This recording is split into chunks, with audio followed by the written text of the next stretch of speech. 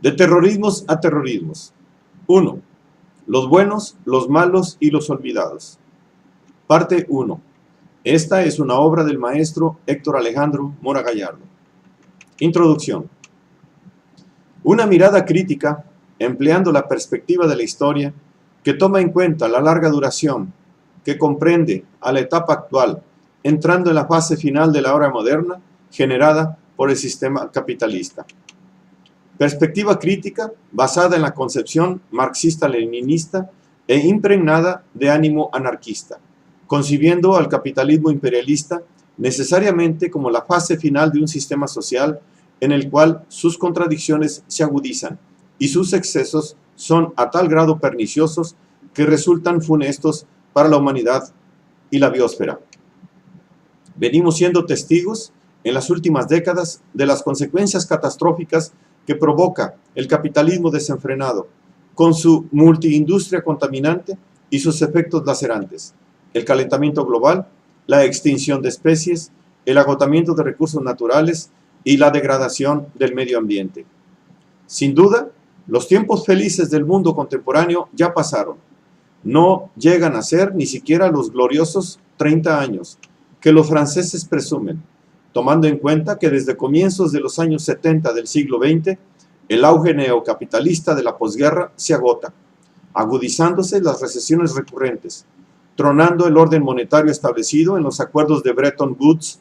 abriéndole la puerta al retorno del gran capital que recupera para los oligopolios el control de las economías nacionales, imponiendo el neoliberalismo monetarista, implantando una política económica que revierte el control del Estado y la llamada economía mixta, dando paso al predominio de los monopolios, conduciendo al mundo entero a la agudización de la crisis que provoca la desregulación y el aborazamiento de las megaempresas que van en búsqueda de las ganancias fáciles e inmediatas, haciendo imperar la praxis crematística y dando preferencia al mercado por sobre la sociedad,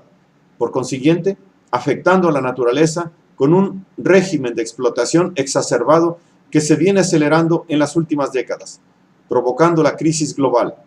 puesto que, aunado a la afectación de la biosfera, la vorágine capitalista consumista se complica en un mundo sobrepoblado e intensamente dividido en sectores desiguales, cuya mayoría de habitantes sobrevive entre la pobreza y la miseria, presentándose como la consecuencia más perniciosa que engendra la desigual distribución de la riqueza, defecto prototípico de las relaciones de producción que establece el capital. Para cuando la crisis capitalista acaece de manera simultánea a la crisis del imperio, ahora que pretendían establecer de manera perdurable una Pax Americana de la posguerra fría, procurando una hegemonía incontrastable, la que ha fracasado más que nada por los defectos intrínsecos del capitalismo imperialista y así monopólico, al propiciar las ganancias desenfrenadas de unos cuantos conglomerados financieros e industriales y comerciales exclusivos y excluyentes del trabajo social, tal y como son la industria militar, junto con la petrolera, la automotriz, la farmacéutica y la transgénica, así como el agio de la banca bolsa y paraísos fiscales, puesto que la concentración de capitales en la oligarquía plutócrata quebranta el bienestar de las clases medias en los propios Estados Unidos. A los ojos de los profanos, parecería que repentinamente la economía de la primera potencia mundial aparece quebrantada, sobreendeudada y con déficit gigantescos, para que así, en el cambio de un siglo a otro, del 20 al 21, el imperio comienza a mostrar que también es un gigante con pies de, si no de barro, sí de hierro y acero, pero en proceso de corrosión. En tal situación, el 11/9/2001 irrumpe como acto aciago la explosión de la crisis que se convierte en un hito, acentuando el proceso epigonal en el que ha entrado el capitalismo, en lo que viene a ser el tránsito hacia el periodo final de un largo siglo XX, como siglo-época que ha de terminar en la fecha simbólica del 2050. La descomposición del sistema imperialista se agudiza y se hace más patente a través del complot del capital poder que realiza el acto de terror civil más terrible de la historia, el autoatentado más calamitoso en la larga lista del imperio, propiciando que el intervencionismo norteamericano, impulsado por su decadente establishment, incremente la presión injerencista para resarcir su deterioro interno, encontrando las excusas que requiere para intervenir, soltando a los perros de la guerra en procura de capturar el petróleo del Asia Central, a la par de que concentra la realización de la producción militar, base del auge norteamericano desde los años 40. Un ejercicio histórico de larga duración nos hará ver que el terror mayor proviene del imperio y que el terror subversivo es una respuesta tardía y desesperada, propiciada y en algunos casos engendrada por el propio imperialismo de los occidentales, actuando con una intensidad de afectación mucho menor a la de las atrocidades fomentadas directa e indirectamente por el imperio,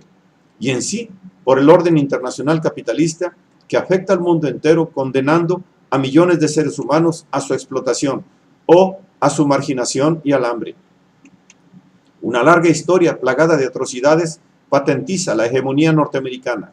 Las intervenciones constantes en procura de generar las condiciones que favorezcan sus intereses es prácticamente un continuum desde principios del siglo XIX, y cuya afectación debe de estar en la conciencia de todo latinoamericano no colonizado mentalmente. De terrorismos a terrorismos, pretende demostrar cómo procede el imperialismo capitalista norteamericano, haciendo uso de complots y guerras, urdiendo intervenciones desestabilizadoras, presionando gobiernos tercermundistas, apoyando el saqueo que efectúan sus empresas, controlando los organismos internacionales, propiciando la deuda externa de la periferia, viniendo a ser capitalismo-imperialismo, precisamente porque suele intervenir de manera abrupta en diversas naciones del mundo en procura de establecer un orden político que favorezca el predominio de los estados hegemónicos y, sobre todo, en esta etapa, a los conglomerados transnacionales. Así, de terrorismos a terrorismos, se introduce en la modernidad epigonal, previniendo la complicación de la situación internacional. En este tránsito difícil en el que se advierte el peligro latente de que una forma de totalitarismo perfeccionado puede establecerse en la medida en que las dificultades se vayan incrementando, generando una condición entrópica, el incremento del caos en la biosfera, por la dinámica de la tecnosfera y su depredación sistémica, conduciendo a un mundo bajo el control irrestricto de una caquistocracia capitalista, más cargada a la represión y al control mediático, viviéndose un proceso en el que gradualmente se irá coartando la libertad existente en la medida en que las dificultades económicas se agudicen, situación para cuya realización pueden colaborar los complots del capital poder a través de diversos actos terroristas de gran magnitud, cuya autoría intelectual siempre resulta oscura, mas no el quien se beneficia de ello. ¿Quién se beneficia? Cui bono, sino los imperialistas. Desde que hay estados, en las restringidas cúpulas gubernamentales se producen intrigas y conspiraciones para detentar el poder. Son una constante en la praxis política. No hay que extrañarse de que así ocurra, considerándolas anomalías o hechos fantásticos, puesto que son procedimientos recurrentes realizados cual maquinaciones ejecutadas por grupos de poder o por el propio establishment, de manera siniestra, para conseguir fines aviesos, y como tales deben ser analizados sin caer en el error de despreciar o negar su incidencia. Nadie pretende que una teoría de la conspiración explique la realidad sistémica, pero no por ello se debe negar que las conspiraciones del poder existan y cumplen un rol de radical importancia en la dominación imperialista, ocurriendo que de manera a posteriori se les suele descubrir cuando ya el daño está hecho, cuando resultan más que evidentes a los ojos clínicos de quien sea capaz de entender el juego oculto de los imperialistas, realizando un ejercicio de indagación crítico, diacrónico y a la vez capaz de recuperar el contexto sincrónico en el que acontecieron. Por todo ello, de terrorismos a terrorismos es un tema escabroso y difícil, pero necesario para comprender el mundo actual a través del análisis al pasado imperialista, para así proyectar una advertencia hacia el peligro de un futuro inmediato dominado por el capitalismo totalitario perfeccionado. Los buenos, los malos y los olvidados. La pauta es conocida. Otro gran asesino, Saddam Hussein,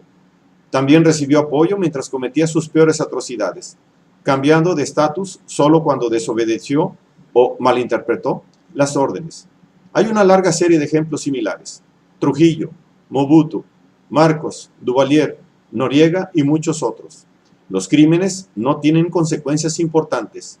la desobediencia sí. Noam Chomsky.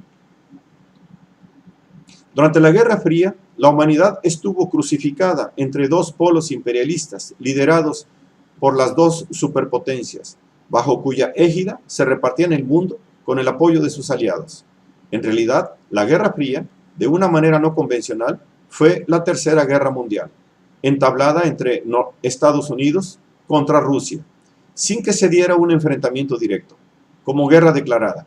puesto que las armas nucleares potenciaban la destrucción del planeta en caso de que se hubiese llevado a cabo propiamente la Tercera Guerra Mundial para dirimir la disputa entre los dos bloques.